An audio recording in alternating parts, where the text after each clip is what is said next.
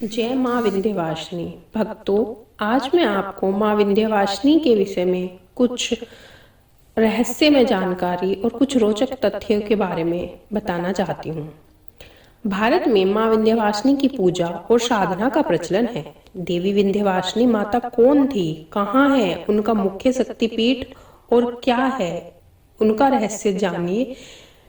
और वीडियो पसंद आए तो लाइक, शेयर और सब्सक्राइब करना ना भूलिए।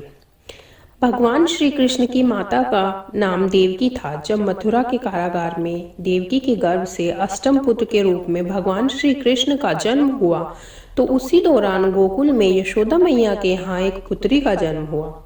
वसुदेव जी बालक कृष्ण को लेकर कारागार से निकलकर यमुना पार कर गोकुल पहुंचे और उन्होंने उसी रात को बाल कृष्ण को यशोदा मैया के पास सुला दिया और वे उनकी पुत्री को उठाकर ले आए। यह कार्य भगवान की माया से हुआ। गर्ग पुराण के अनुसार भगवान कृष्ण की माँ देवकी के सातवें गर्भ को योग माया ने ही बदलकर रोहिणी के गर्भ में पहुंचाया था, जिससे बलराम का जन्म हुआ था।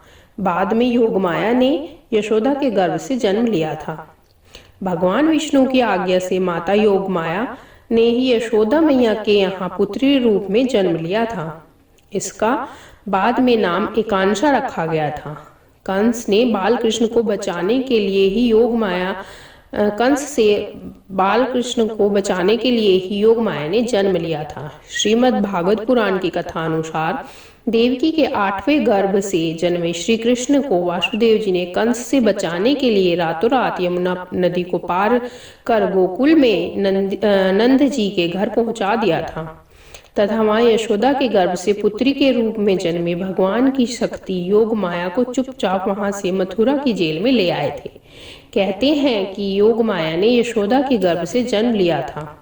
उनके जन्म के समय यशोदा गहरी निद्रा में थी और उन्होंने इस बालिका को जन्म से देखा ही नहीं था। जब उनकी आंख खुली तो उनके पास अपने पास पुत्र को ही पाया था, जो श्री कृष्ण थे।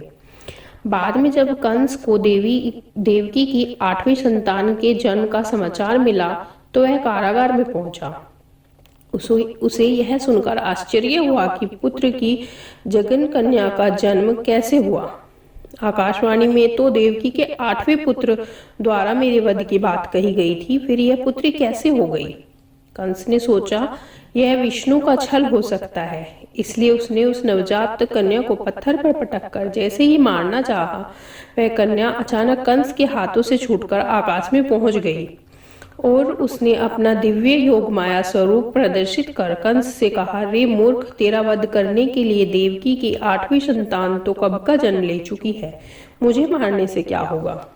बाद में देवताओं ने योग माया से कहा कि हे देवी, आपका इस धरती पर कार्य पूर्ण हो चुका है, तो अतः आप देवलोक चलकर हमें कृतज्ञ करें। तब देवी ने कहा कि नहीं, अब मैं धरती पर ही भिन्न भिन्न रूप में रहूंगी। जो भक्त मेरा जैसा ध्यान करेगा मैं उसे उसी रूप में दर्शन दूंगी। अतः मेरी पहले स्थान की आप विंध्याचल में स्थापना करें। तब देवताओं ने देवी का विंध्याचल में एक शक्तिपीठ बनाकर उनकी स्तुति की और देवी वहीं विराजमान हो गई। श्रीमद् भागवत पुराण में देवी योगमाया को ही विंध्यवासिनी कहा गया है, जबकि शिव पुराण में उन्हें सती का अंश बताया गया है। शिव पुराण अनुसार माँ विंध्यवासिनी को सती माना गया है। सती होने के कारण उन्हें वन दुर्गा कहा जाता है। कहते हैं कि आदिशक्ति देवी कहीं भी पूर्ण रूप में विराजमान नहीं है, लेकिन विंध्याचल ही एक ऐसा स्थान है जहां देवी के पूरे विग्रह के दर्शन होते हैं।